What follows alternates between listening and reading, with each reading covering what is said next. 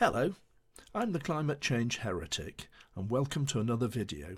This one is on carbon capture.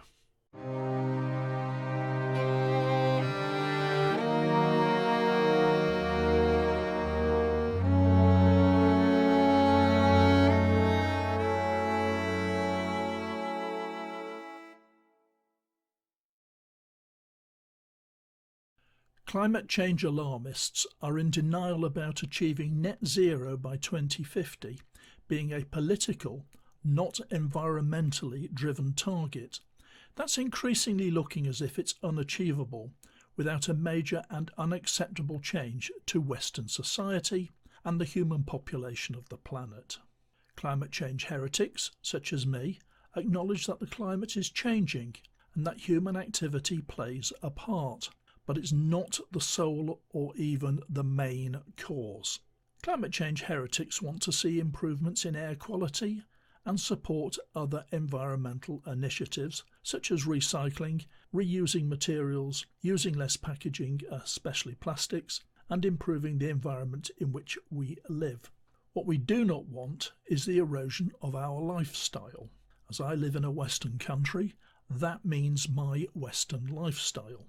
Nor does saving the planet mean drastically reducing the human population, as some people have claimed is necessary. We reject the ideas of the Reverend Thomas Malthus, Paul R. Ehrlich and Hans Jonas. There are practical things we in the West can do to improve the environment in which we live. Let me be clear, I'm talking about where we live, not globally. Why?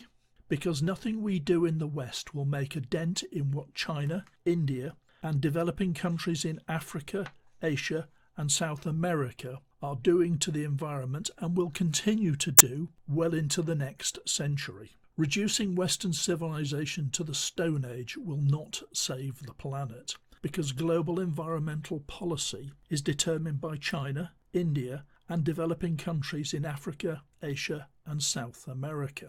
Net zero, or carbon neutral, or whatever the new name for it is not a priority for these countries. Their priority is the prosperity of their populations to ensure the continuing survival of the current political leadership.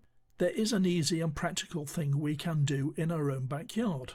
We can plant a tree to capture carbon and release oxygen. In my grandfather's day, it was deemed to be a moral and social imperative to plant a tree for the benefit of future generations. Back then it was seen as adding an amenity. Surprisingly, there are now more trees in the United Kingdom than there were 100 years ago. Nowadays, it is a simple and easy way to capture and store carbon and to improve the air we breathe.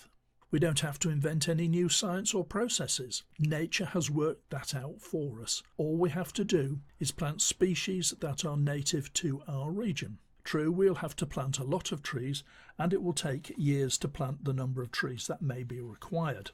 The good part is that once established, a tree will continue capturing carbon and emitting oxygen for its lifetime, decades or even longer. That is decades or more of reducing carbon dioxide by a natural carbon capture method. And there's a beneficial side effect. The biodiversity will be increased. Surely that's a good thing. Plus, dead or cold wood is a locally sourced carbon neutral biomass fuel for energy generation. Where there is a will, there is a way.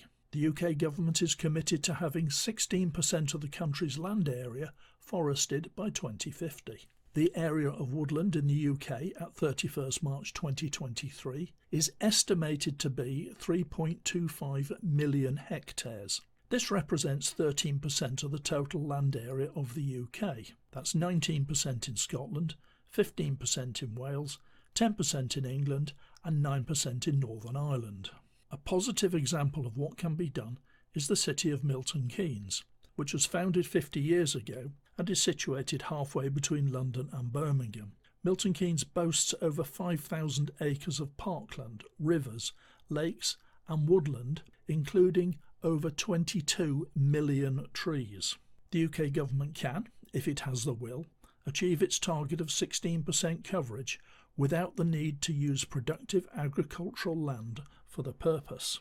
We should be encouraged by the trend in building design to incorporate trees not only into landscaping around the building, but also on roof areas and terraces. Some of these have become London tourist attractions. According to the Grass People, there are 3,709 properties in London matching roof garden keywords, and that London's high-up green spaces cover an area greater than Hyde Park. Manchester has the next highest number of roof gardens, followed by Liverpool. These city centre roof gardens, powered by sunlight, capture carbon and give out oxygen and provide an amenity. It's a triple win situation. Be realistic. You're not going to save the planet by futile protests and gesture politics. You're protesting in the wrong place to the wrong people. The people at which you aim your protests cannot save the planet. If you genuinely want to improve your local environment, do something positive. Stop wasting your energy on futile virtue signalling and plant some trees. The music today was Greta Sting by Kevin MacLeod of Incompetech, licensed under Creative Commons by Attribution 3.0. Sorry, I just couldn't resist it.